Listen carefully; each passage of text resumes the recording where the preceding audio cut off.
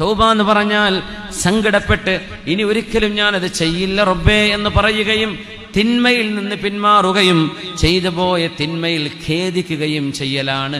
ഇടപാടുകളുണ്ടെങ്കിൽ അത് കൊടുത്തു വീട്ടലുമാണ്. മുത്തുനബിയോട് പറഞ്ഞു, റസൂലേ, ഞാൻ തൗബ ചെയ്യുന്നുണ്ട്, പക്ഷേ പിന്നെയും തിന്മ ചെയ്തു പോകുന്നു നബിയേ. തങ്ങൾ പറഞ്ഞു, തുബ് ഇലല്ലാഹ്, വീണ്ടും തൗബ ചെയ്യണം. അങ്ങനെയാണ്.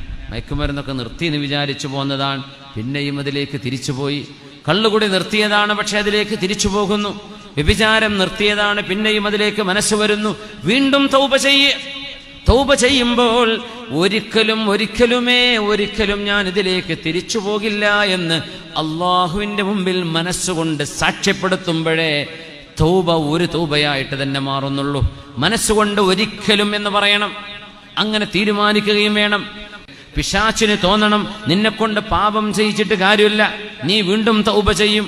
ഇവനെ കൊണ്ട് പാപം ചെയ്യിച്ചിട്ട് ഞാൻ അവനെ വെളുപ്പിക്കാൻ എന്നെ കൊണ്ട് കഴിയില്ല, കാരണം അവൻ വീണ്ടും തൗബ ചെയ്യും. തൗബ ചെയ്യുന്നവരെ അള്ളാഹു കഴുകിയവരായി സ്വീകരിക്കും. പിന്നെ അവന്റെ പിന്നാലെ നടന്നിട്ട് കാര്യമില്ലെന്ന് പിശാചിന് തോന്നുന്നവരെ നിങ്ങൾ തൗബ ചെയ്തുകൊണ്ടിരിക്കണം.